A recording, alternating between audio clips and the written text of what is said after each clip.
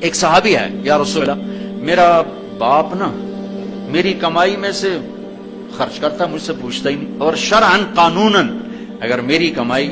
میرے باپ کی جو کمائی ہے یا زمین ہے جائیداد ہے اس سے الگ میں نے اپنی محنت سے کوئی کمائی کی ہے، وہ میری ذاتی چیز ہے، قانوناً میرے باپ کو بھی پوچھنا چاہیے کہ بیٹا یہ تمہاری چیز میں لے سکتا ہوں، یہ پیسہ میں استعمال کر سکتا ہوں، قانون یہ ہے۔ تو اس نے قانون کی بات کی کہ میرا باپ میرا مال اٹھا کے خرچ کر دیتا، مجھ سے پوچھتا ہی نہیں۔ آپ نے کہا اس کے باپ کو بلاؤ۔ اس کے باپ کو بلایا تو وہ انہوں نے پوچھا کیوں بلا رہے ہیں؟ کہا تیرے بیٹے نے تیری شکایت کی۔ تو اس کو اتنا غم لگا کہ وہ کٹ کے مر گیا۔ اور عرب کی شاعری تو پھر پوری دنیا میں مشہور ہے، آج بھی مشہور ہے۔ تو اس نے دل ہی دل میں کوئی شعر کہے، درد بھرے دکھ بھرے، اور وہ انہی شعر کو اپنی زبان سے نہیں دل ہی دل میں کہتا کہتا دربار رسالت میں مسجد میں پہنچا تو جبریل پہلے آ چکے تھے۔ کہنے لگے یا رسول اللہ تعالیٰ فرما رہے ہیں کہ آپ اس سے کہیں کہ پہلے وہ شعر سنا جو تیری زبان سے تو ادا نہیں ہوئے، تو تیرے رب نے عرشوں پہ سن لیے ہیں۔ آپ نے فرمایا بھائی اب تمہارا کیس سنوں گا، پہلے وہ شعر سنا جو تیری زبان سے نہیں ادا ہوئے۔ اللہ نے سنے۔ کہنے لگا یا رسول اللہ میں گواہی دیتا ہوں آپ سچے رسول ہیں، آپ کا رب بڑا طاقتور رب ہے، آپ کے رب کی قسم زبان سے ایک لفظ نہیں نکلا، دکھ بھری فریاد تھی جو دل کی دنیا میں اٹھی اور وہیں گم ہو گئی، سینے سے اٹھی اور سینے میں ہی دفن ہو گئی، پر آپ کے رب نے عرشوں پہ سن لیا۔ آپ نے کہا اچھا سنا تو صحیح میرے بھائی۔ میں کہا جی میں نے کہا غزوتک مولودا ضمنتک یافعا تعل بما اجنی علیک وتنہل واذا ضاقتک بالسقم لم ابت لسقمک الا ساہرا اتململ کانی انا المتروک دونک بالذی ترکت به دونی فعینی تحمل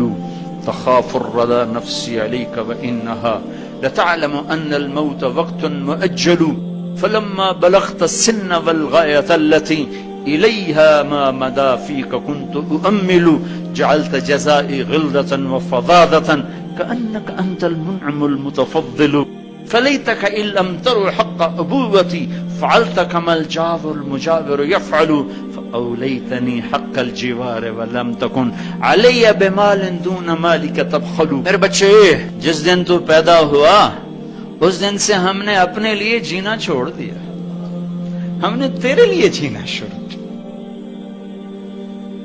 گرمی سے لڑے، سردی سے لڑے، موسموں سے لڑے، حالات کے آہنی پنجوں سے رزق نکالا، جبڑوں سے رزق نکالا، جوانی کو قربان کیا، صحت کو قربان کیا، اپنے جذبات کو سلا دیا، تیرے چہرے کی ایک مسکراہٹ دیکھنے کے لیے ساری ساری رات کام کیا، سارا سارا دن کام کیا، کبھی دھوپ میں کبھی سردی میں، کبھی گرمی سے لڑا کبھی سردی سے لڑا، کبھی موسم سے لڑا کبھی بھوک سے لڑا، تجھے کھلایا خود بھوکا رہا، تجھے پلایا خود پیاسا رہا، تجھے چھاؤں میں لٹایا خود دھوپ میں بیٹھا، تجھے سکھ پہنچایا خود دکھ جھیلا۔ میری تو زندگی پھر تیرے لیے ہوگی، میں نے اپنے لیے جینا چھوڑ دیا۔ جب کبھی تو بیمار ہوا تو ساری رات میں اور تیری ماں تیرے سرانے بیٹھ کے دھڑ دھڑ دل دھڑک رہے ہوتے تھے، کہیں مر نہ جائے، کچھ ہو نہ جائے۔